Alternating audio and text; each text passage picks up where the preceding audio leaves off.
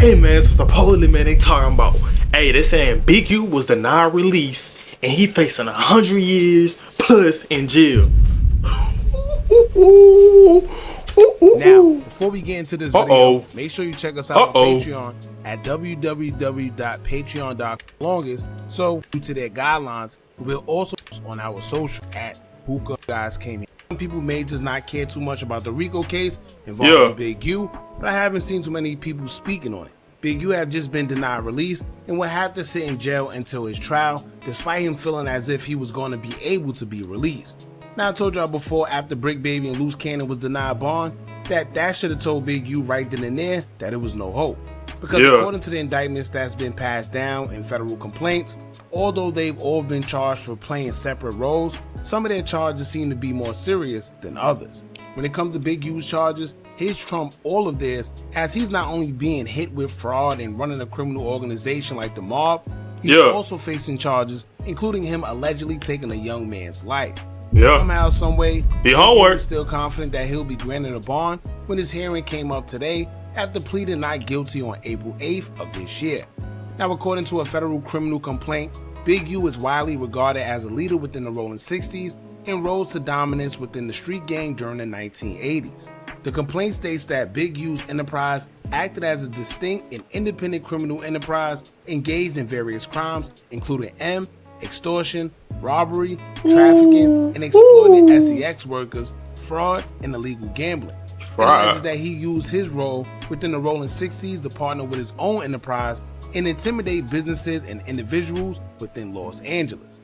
In the 43-count indictment, it included charges against Big U consisting of racketeering, fraud, extortion, and embezzlement. Prosecutors accused Big U of putting on the facade as a reformed gang member within the community who claims to want to help guide kids in surrounding businesses, but in reality, his charity organizations were just a front for money laundering and extortion of rappers and athletes within Los Angeles. Basically, whoever you seen donating to the charity on a consistent basis, it looks like that was really extortion fees going into the pockets of Big U, hidden by a charity company.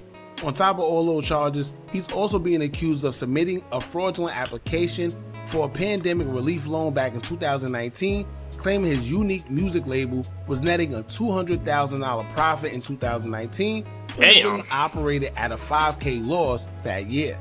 Now, although a lot of those charges sound steep, the one that seemed to hold the most time is the accusation of Big U having involvement in the unaliving of his artist, who was also his son's best friend. Rayshawn Williams was signed to Big U's unique music label, and according to records, him and Big U would get into it with each other for unknown reasons.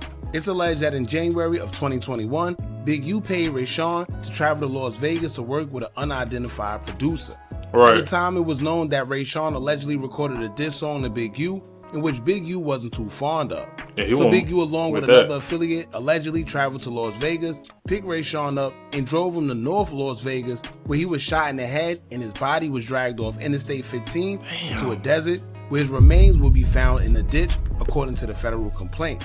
It's alleged that when Big U and his accomplice got back to Los Angeles, he told studio workers to leave while someone removed security surveillance footage from the studio, then ordered witnesses not to speak with police about the unaliving of Rayshawn.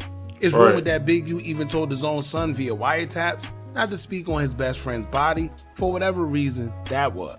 Now, on top of all of that, before Wack 100 would retract everything he said via social media about Big U, he had a phone recording of the victim's mother and sister, with the mother stating that she knows for a fact Big U was the suspect behind her son's unaliving. He even said that the feds told her not to say too much. She said that he kept ducking DNA tests until a warrant was issued for him to take one to match the DNA underneath her son's nails, and she claimed that it came back positive, although we would later find out that it was deemed inconclusive.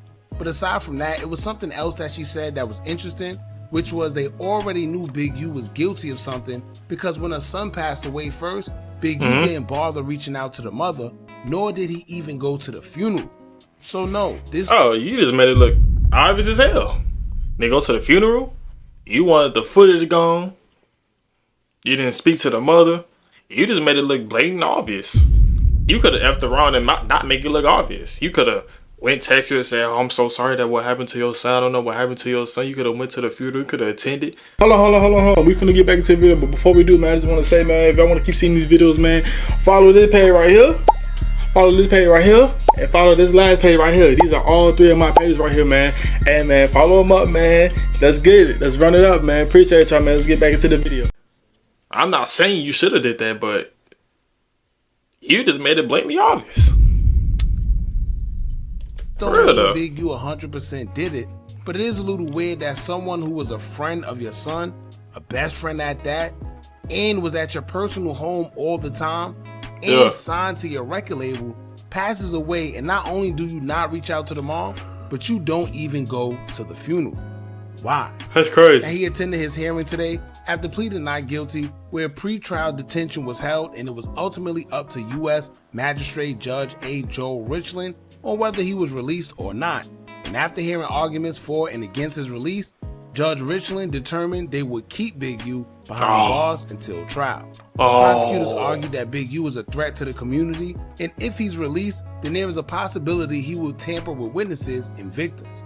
And when you're dealing with someone of Big U's caliber, this is expected.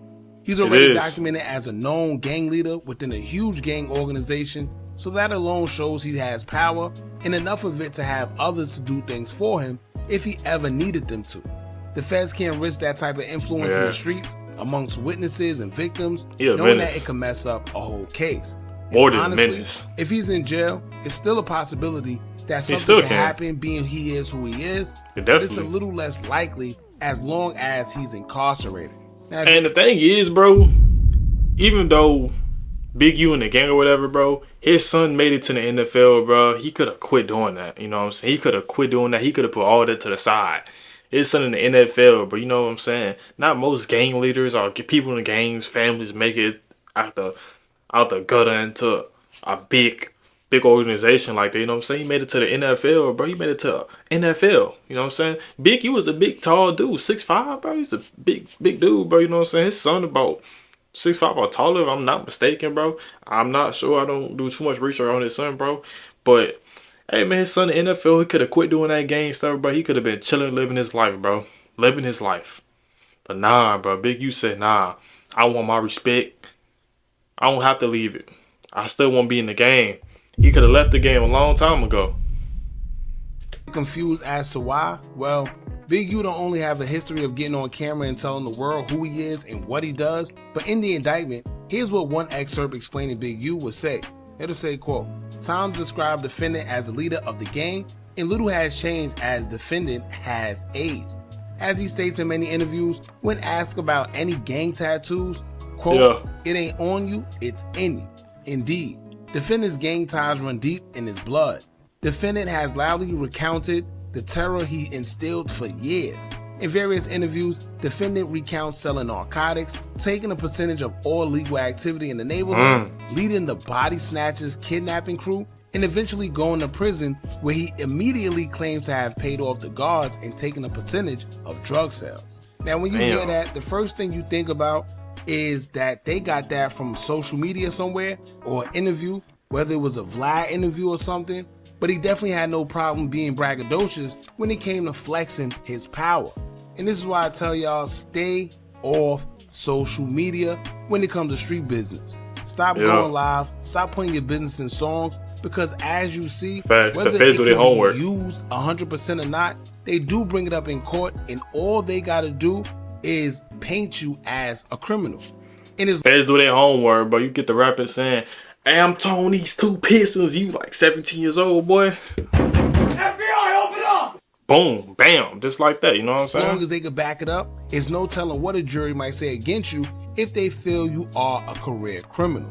Now, May 9th, 2025 will be the nearest update within Big U's case, because that's when he'll return back to court in downtown Los Angeles for his pre-trial conference. Now, for y'all that don't know what a pre-trial conference is, it's a court hearing where the prosecutor and defense attorney meet to discuss the case and determine if it's going to continue to go to trial or if a plea agreement can be reached.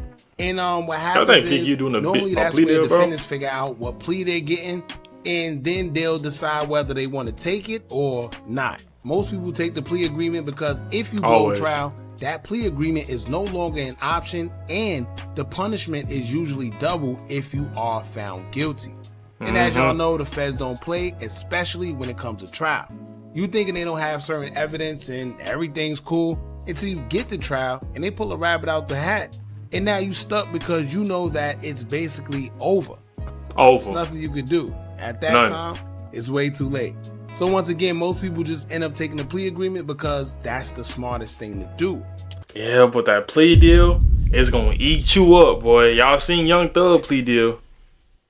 He say wrong thing. He back in the jail cell for 20 plus years. Yeah. If he say YSL slack, he back in the jail cell. Just like that, bro. Them plea deals are different. Certain people do your homework. The time, some people see it as too much, and they say they can't do it, and some people feel that they got nothing to lose anyway because it's too much time. So we don't know how much time he's looking at. We don't know the plea agreement, but judging from the charges he got, it's going to be pretty steep. I'm thinking anywhere from 10, 15, maybe higher than that. Who knows? But here's the scary part. I don't know if y'all forgot, but they're alleging that they're trying to reopen Nipsey Hussle's case back up, and Big U is being considered as a suspect in that case, according to some close sources. Now, remember, Adam 22 have already confirmed that he was questioned in regards to Big U, and alluding that it may be some correlation to him and Nipsey's case, according to the feds.